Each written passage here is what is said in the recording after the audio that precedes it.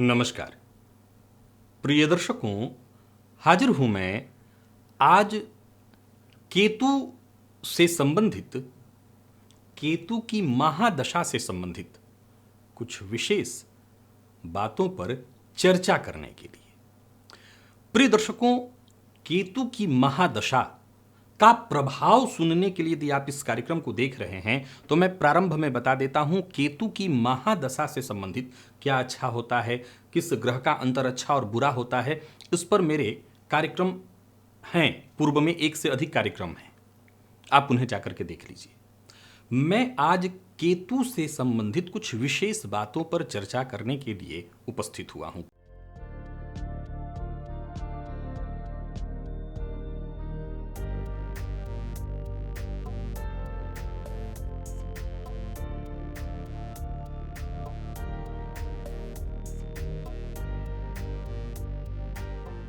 प्रिय दर्शकों, कल हमने नीच के सूर्य के गोचर परिवर्तन को जाना था। अब जरा गौर करिए कि सूर्य उच्च के कहां होते हैं। सूर्य कौन है? जगत की आत्मा। वो कहां उच्च के होते हैं? तो केतु के नक्षत्र में, अश्विनी में परमुच्च स्थिति पाते हैं।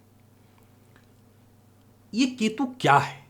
केतु को मोक्ष का कारक कहा गया है। आज निसंदेह मैंने कहा चर्चा जरूरी नहीं है कि एकदम से आखिरी पॉइंट है जो मैं आपको बताने उस उपस्थित हुआ हूं। आज हम केतु को समझने का प्रयत्न करेंगे। प्रिय दर्शकों, ज्योतिष के कुछ मर्मज्ञ कहते हैं कि केतु आध्यात्मिक ग्रह है, तो कुछ कहते हैं कि पराशक्तियों के प्रभाव से जोड़ने वाला ग्रह है, तो कुछ कहते हैं कि ये क्रूर स्वभाव वाला ग्रह है, तो कुछ कहते हैं कि ये ग्रह बुद्धि वाला, ज्ञान वाला, तर्क, वैराग्य, कल्पना, मर्मज्ञता और अंतर्दृष्टि जैसे मानसिक गुणों का कारक ग्रह है। ये केतु है क्या? केतु शुभ ग्रह है या केतु पाप ग्रह है? वहीं ज्योतिष के मर्मज्ञ कहते हैं कि केतु सर्वाधिक शुभ ग्रह है। कौन सी वो अवस्था है केतु की जो व्यक्ति के लिए श्रेष्ठ है? और अगर वो अवस्था श्रेष्ठ है तो फिर कुजवत केतु क्यों? एक और पॉइंट है कि अगर कुजवत केतु, तो ज्योतिष के सभी मर्मज्ञ एक स्वर में ये क्यों कहते हैं कि केतु जब गुरु के साथ होता है और वो भी उच्च राशि में, तो सर्वाधिक श्रेष्ठ ग्रह बनता है। फिर दृष्टि की बात करें तो बहुत से ऋषियों ने केतु की दृष्टि को नहीं माना, लेकिन बहुतों ने माना है, तो केतु की दृष्टि को वो गुरुवत कहते हैं। केतु है क्या? प्रिय दर्शकों, अपने अनुभव में आप मेरे कार्यक्रमों को अगर देखते हैं तो मैं सदैव छठे आठवें के केतु के बारे में एक बात कहा करता हूं आपको कि इन भावों में यदि आपके केतु हैं तब तो बड़ी खतरनाक की स्थिति है, क्योंकि ये हमेशा भ्रामक रोग देते हैं। समस्या ये नहीं है कि रोग देते हैं, समस्या ये है कि रोग पकड़ में नहीं आती है, भ्रम की स्थिति उत्पन्न हो जाती है। तो वहीं अगर देखा जाए तो ये भी देखने में आता है कि जीवन में जब हम किसी बड़ी मुसीबत में रहते हैं तो वहां केतु की दशा रामबाण की तरह आती है और हमें परेशानियों से बाहर निकाल देती है। हम बहुत दिनों से तड़फड़ा रहे होते हैं, कहीं फंसे हुए होते हैं, और वहां केतु की दशा हमें बाहर निकालने वाली होती है। निसंदेह कुजवत कहा है। कुजवत कहा है तो कहीं ना कहीं इस ग्रह के अंदर मंगल के कुछ गुण तो हैं ही, जोखिम लेने वाला, साहस करने वाला, सब ये गुण तो इस ग्रह के अंदर उपस्थित है, इसमें कहीं कोई दो मत नहीं। परंतु अगर ये कुजवत है तो प्रिय दर्शकों, हालांकि अभी कुछ दिन पूर्व एक और वीडियो मैंने बनाया था और मैंने बताया था कि यदि जीवन में किसी को मोक्ष की चाहत है तो उसकी कुंडली में मंगल का बलि होना बहुत आवश्यक है। पर एक और पॉइंट है जिसे ज्योतिष के मर्मज्ञ यही कहते हैं। क्या? वो कहते हैं कि केतु यदि, मंगल यदि कुंडली में देखा जाए तो अगर हम अवलोकन करें, आकलन करें, अनुपात निकालें तो शनि और मंगल दोनों के दोनों पापग्रह हैं, जिसमें मंगल क्रूर कहा गया है और शनि सर्वाधिक पापग्रह हैं। लेकिन अंतर यह है कि जो अंतिम प्रभाव है वो शनि का श्रेष्ठ और मंगल का खराब है, क्योंकि मंगल व्यक्ति को भवबंधनों में बांधते हैं, शनि भवबंधनों से बाहर निकालते हैं। अब केतु जो कि भवबंधनों से बाहर निकालने वाला ग्रह, जब मोक्ष का कारक है तो भवबंधनों से बाहर निकालने वाला है, तो फिर कुजवत क्यों? कुछ विचारणीय तथ्य है। सूर्य के गोचर के बाद, बताने के बाद, जब नीच की चर्चा में कर रहा था तभी ये विषय दिमाग में कौन था कि विषय तो ये है, इस पर चर्चा होनी चाहिए मेरे जो ज्योतिष के प्रेमी दर्शक हैं उनसे। निसंदेह ये केतु हमें हमारे जीवन काल में जो 7 वर्ष की इसकी दशा आती है तो बहुत से परिवर्तन दिखाता है। जन्म कुंडली के दूसरे भाव में, तीसरे भाव में, पंचम में, तो वहीं जन्म कुंडली के षष्ठ में भी केतु का अच्छा प्रभाव माना गया है गुरु के साथ। अष्टम में केतु को कारक माना गया है। नवम, दसम, एकादश, इन सभी द्वादश, इन सभी भावों में एकादश में बहुत अच्छा तो नहीं माना गया, द्वादश में बहुत अच्छा माना गया, दसम में भी राहु को ज़्यादा अच्छा माना गया है, केतु को नहीं। तो इन सभी भावों में केतु को बहुत अच्छा माना गया है। प्रिय दर्शकों, अगर आप महादशाओं को भी ध्यान से समझे, अभी केतु की इतनी बातें यहां रोक करके मैं महादशाओं से संबंधित कुछ बातें आपको बता करके फिर अंत में इस विषय के अंतिम निष्कर्ष पर हम पहुंचने का प्रयत्न करेंगे। महादशाओं की बात करूं तो केतु के जो मित्र रूप वाले ग्रह आते हैं, तो देखा जाए तो केतु की दशा में सूर्य के अंतर को बहुत अच्छा नहीं माना गया है। अगर आप देखें तो सूर्य जगत की आत्मा है, केतु की दशा जो मोक्ष का कारक है, सूर्य का अंतर तो बहुत अच्छा होना चाहिए था, असल प्रभाव उल्टा आता है। गुरु का प्रभाव भी कोई बहुत शुभ नहीं माना गया है क्या ये केतु? एक साधारण शब्दों में कहूं तो केतु की दशा में मैं शुरू करूं कि केतु की दशा में शुक्र का अंतर कैसा होता है। प्रिय दर्शकों, ज्योतिष शास्त्र के मर्मज्ञ कहते हैं और देखने में भी आता है कि केतु की दशा में खूब घूमना फिरना, आनंद करना, मौज मेला खूब होता है जीवन काल में। यानी सुखों से संबंधित जो चीजें हैं वो जातक को खूब भरपूर मात्रा में मिलती हैं। कई बार जातक व्यसनों में भी पड़ जाता है। ये बुरा कहें या अच्छा नहीं समझता मैं, लेकिन हाँ, वो जो सुख से संबंधित चीजें हैं वो केतु की दशा में शुक्र के अंतर में मिलती हैं जातक को। लेकिन यहीं पर केतु में सूर्य के अंतर में आइए जरा, तो जातक को मानसिक अशांति होती है, अपनों का साथ मिलना कम हो जाता है, एकाकीपन उसके जीवन काल में, एक उदासीनता की भावना, नैराश्य की वृत्ति जागृत हो जाती है। बुरा प्रभाव। असल में यहीं पर आकर के ये बात समझ में आता है कि असल केतु का जो प्रभाव है वो जब ध्यान से हम समझेंगे, जो मैं कल आपको समझा रहा था उच्च और नीच ग्रह के प्रभाव के बारे में, तो यहां पर आकर के वो चीज आपको समझ में आएगी। असल में केतु में सूर्य का जो अंतर है वो खराब फल देने वाला है, ये सत्य है, यही सत्य है। लेकिन असल ध्यान से देखिए तो यहीं पर बात आती है शनि और मंगल की उस चर्चा की जो ये कहता है कि अंतिम परिणति शनि की ठीक होती है। यानी यहां शुक्र की दशा ज्यादा बढ़िया है, सूर्य की दशा खराब है, लेकिन अंतिम परिणति की बात यदि आएगी तो अंतिम परिणति में सूर्य की दशा ही केतु के अंतर में, केतु की दशा में सूर्य का अंतर ही ज्यादा बेहतर माना जाएगा, क्योंकि नैराश्य का विचार उत्पन्न होगा। तो कहीं ना कहीं जातक अंततोगत्वा धर्मवृत्ति से जुड़ेगा। बिना मोह के बंधन को काटे व्यक्ति केवल खाली कहने से थोड़ी होगा कि मुझे मोक्ष चाहिए। मोक्ष किसी गांव का नाम थोड़ी है, इस वाले गांव को छोड़कर के हम उस वाले गांव में चले जाएं। उसके लिए तो जरूरी है कि एक जगह से हमारा नाता टूटे। तो अंतिम परिणति। प्रिय दर्शकों, केतु की दशा को अगर ध्यान से देखा जाए, जन्म कुंडली में केतु यदि किसी अच्छी स्थिति में है, अच्छी स्थिति का क्या मतलब, मैंने जो भाव गिनाए वो अच्छी स्थिति है, जवाब है ना। केवल भाव में होने से बात नहीं बनेगी, क्योंकि आप जानते हैं कि राहु और केतु प्रभावित होते हैं और प्रभावित करते भी हैं। किसको?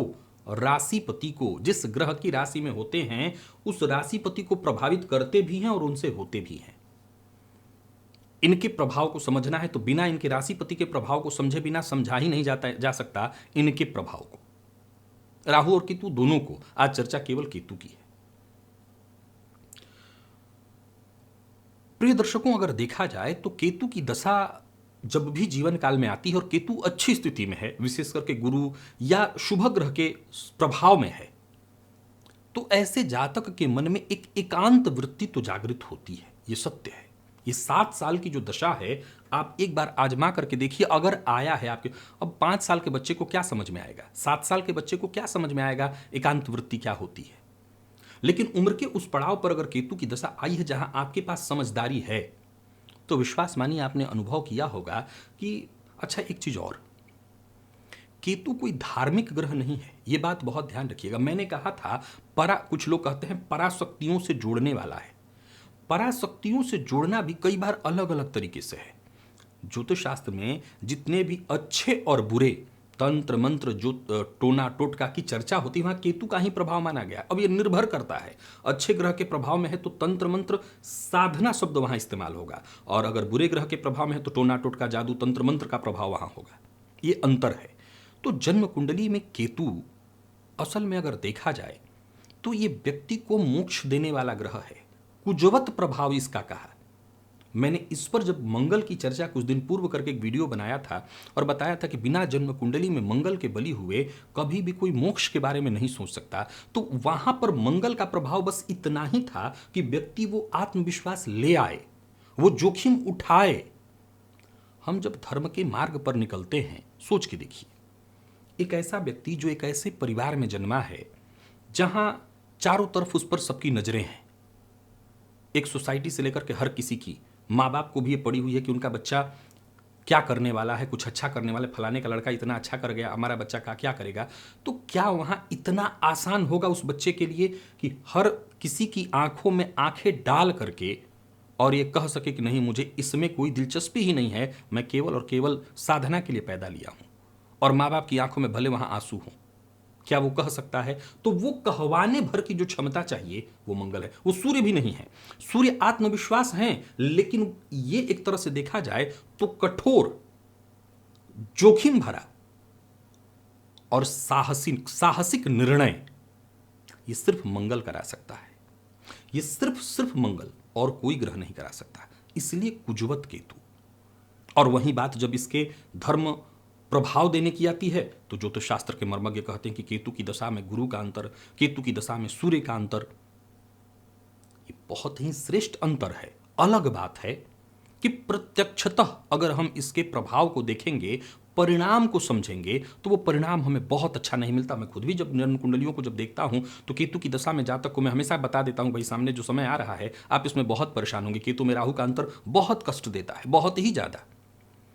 तो जब सूर्य की चर्चा आती है, मंगल की चर्चा आती है, केतु में मंगल का अंतर भी बहुत खराब होता है, जातक को बहुत सारे कष्ट, दुर्घटना, आगजनी की स्थिति से जोड़ देता है। लेकिन मूल रूप से अगर इस ग्रह के प्रभाव को देखा जाए और जन्म कुंडली में ये ग्रह कहीं भी किसी भी तरह से किसी उच्चके ग्रह के साथ या देव गुरु बृहस्पति से, अच्छा सभी मर्मज्ञों ने ज्योतिष के देव गुरु बृहस्पति के साथ इस ग्रह के प्रभाव को सर्वश्रेष्ठ माना है, और वो भी उच्च राशि में। उच्च राशि में केतु अगर गुरु के साथ हो तो इसी को मूलतः जातक के जीवन काल में उसके धर्म से, उसके मोक्ष के मार्ग से, मोक्ष से नहीं, मोक्ष के मार्ग से जोड़ करके देखा गया है। एक और पॉइंट, असल में देखा जाए तो अगर हम कहानियों के रूप में देखें तो यह ग्रह राक्षस है, स्वरभानु नामक दैत्य है। लेकिन अगर ज्योतिषीय दृष्टिकोण से थोड़ा अलग हट करके देखें तो केतु मूलतः हमारे जीवन काल में, क्योंकि जरा सोचिए, देखिए एक पॉइंट है, अगर अमृत पान किया था, अगर हम कथा को लेकर के चलें, अमृत पान किया था तब तो देवत्व ही है इसमें। अमृत पान को अगर हटा दें तब भी एक विष्णु के द्वारा, भगवान विष्णु के चक्र के द्वारा काटा गया, तो भगवान कि विष्णु के द्वारा या भगवान के द्वारा जितने भी राक्षसों को मारा गया, अंततो गत्वा वो तो सब दैवत्व को ही प्राप्त हुए, अंततो गत्वा वो सब के सब दैवत्व को ही प्राप्त हुए। तो जब वो दैवत्व को प्राप्त हुए तो कहीं ना कहीं इस ग्रह में ये जो परिवर्तन की बात, ज्योतिष शास्त्र खुले तौर पर एक बात कहता है कि केतु परिवर्तन करा देता है। तो क्या ये परिवर्तन ऐसा भी होता है कि जातक एकदम पूर्णतः अधार्मिक हो, नास्तिक वृत्ति का हो, और इसकी दशा आए तो जातक को वो धर्म से जोड़ दे, धर्म के पथ पर ले जाए? असल में जवाब है हाँ, बिल्कुल हाँ। अगर केतु किसी अच्छी स्थिति में है तो आमतौर पर ऐसे जातक को वो नास्तिक वृत्ति से तो जुड़ने ही नहीं देगा। पहला पॉइंट तो यही है कि अगर जन्म कुंडली में केतु अच्छी स्थिति में है तो जातक एकदम नास्तिक हो जाए, धर्म से जुड़े ही ना, ये तो हो ही नहीं सकता। परंतु यदि केतु कुंडली में किसी अच्छी स्थिति, कुंडली में अगर केतु अच्छी स्थिति में है और जातक किसी ऐसे परिवार में जन्मा है जहां धर्म से दूर दूर तक कोई लेना देना नहीं, तब भी जब केतु की दशा उसके जीवन काल में आएगी तो वो कहीं ना कहीं ऐसे परिवार में हो जहां सभी रोज मांस ही खाते हों, हो सकता है वो भी खाता हो, तब भी उसके अंदर एकाकी वृत्ति, एक निराशा की वृत्ति, सबसे कट कर के रहने की, अलग रहने की वृत्ति अवश्य ही जागृत कर देगा। आशा करता हूं केतु से संबंधित ये विचार जो कल सूर्य के परिवर्तन बताते समय मेरे मन में उत्पन्न हुए, जिसकी मैंने आपके सम्मुख चर्चा की, आपने इसे भली भांति समझा होगा, केतु को अपनी कुंडली में समझा होगा। प्रिय दर्शकों, केतु को अगर देखें तो मैं कह सकता हूं ज्योतिष शास्त्र में, ज्योतिष शास्त्र का सर्वाधिक आध्यात्मिक ग्रह है। आज के लिए बस इतना ही, इजाजत दीजिए, पुनः मुलाकात होगी, तब तक के लिए नमस्कार।